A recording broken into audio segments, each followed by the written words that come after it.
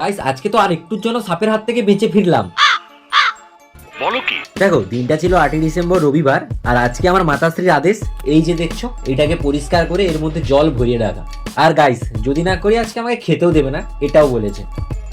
দেখো সেই কথা মাফিক প্রথমেই বড় পেপারগুলোকে বাইরে ফেলে দিই, অ্যান্ড দেন এই পাতাগুলোকে যখন পরিষ্কার করব তখন হঠাৎ দেখি এর মধ্যে একটা সাপ। গাইস লিটারালি বলছি একটুর জন্য বেঁচে গেছি। আমি তো ভেবেছিলাম প্রথমে হাত দিয়েই পরিষ্কার করব, আর গাইস শুধু সাপ না, এরপরে একটা বিছাও দেখতে পেয়েছি। আমাদের এখানে তো একে চিতিসা বলে, তোমাদের ওখানে কি বলে আমাকে কমেন্টে জানিও। দেখো ফাইনালি গাইস বুকে 150 কোটি সাহস নিয়ে এটাকে আমি পরিষ্কার করে ফেলেছি।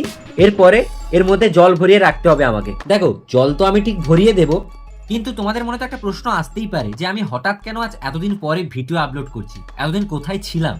দেখো প্রত্যেকটা মানুষের জীবনে কিছু না কিছু একটা সমস্যা লেগেই থাকে, আর ঠিক আমারও সেই রকমই হয়েছিল। কিন্তু গাইস সেই সমস্যাগুলোকে এখনো আমি সমাধান করে উঠতেই পারিনি। যাই হোক, পারলে চ্যানেলটা সাবস্ক্রাইব করে দিও।